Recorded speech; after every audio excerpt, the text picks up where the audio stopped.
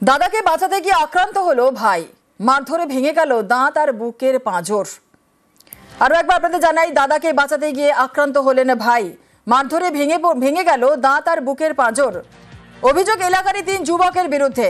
কিন্তু ঠিক কি ঘটেছিল আর একটু বিস্তারিত জানাবে আমাদের সঙ্গে রয়েছেন আমাদের প্রতিনিধি সুবীর দে। সুবীর, ঠিক কি ঘটেছিল?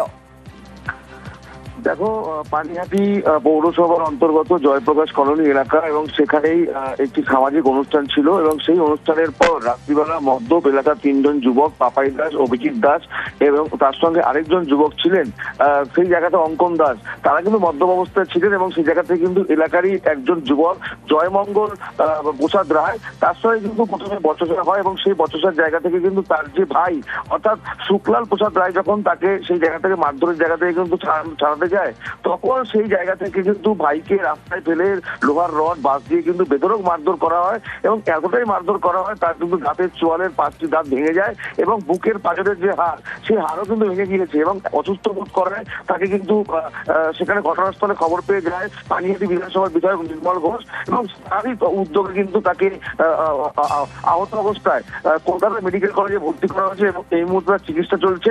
তার অবস্থা অত্যন্ত সংকটজনক এবং এই যে ঘটনায় কিন্তু এলাকার মানুষ যারা রয়েছেন, যারা পরিবারের লোকজন, তারা কিন্তু এই অভিযুক্ত 3 যুবক, তাদের বিরুদ্ধে ইতিমধ্যেই খর্দ থানায় অভিযোগ দায়ের করেছে। অভিযোগের ভিত্তিতে খর্দ থানার পুলিশ বিভিন্ন সময় সেই এলাকাতে কিন্তু অভিযান চালাচ্ছে, কিন্তু ঘটনার পর থেকে 3 জন পলাতক তাদের কাছে তদন্ত চালাচ্ছে। ধন্যবাদ। আমার স্বামীকে শুয়ে ফেলে মারছে 3-4 জন মিলে। 3 জনের কে দেখেছি, ওদের আমি পায়ে ধরেছি যে ছেড়ে দাও বাবা, তোমরা আমাকে ছেড়ে দাও। ওকে রীতিমতন শুয়ে ফেলে পেছন থেকে মার, লাথি, ঘুষি, কিল মারছে। আমার কথা তো কোনো শুনলো না। প্লাস আমি জিজ্ঞাসা যখন করছি যে কেন মারা হলো, ওরা বলছে যে তুমি তাহলে ওদের কাছে যাও, আবার তোমাকে দেবে, তুমি যাও, আমরা কিছু বলতে পারবো না। সেখানে তার গার্জেনরাও পর্যন্ত ছিল। আমি ছাড়াতে গিয়ে আমি পা ধরে বলছি বাবা ছেড়ে দাও, আমাকে লাথি মেরে ফেলে দিয়েছে। এরা হচ্ছে পাড়ার ছেলেরা সব। আমার স্বামী অসুস্থ হয়ে পড়ে রয়েছে, তার বিচার চায়।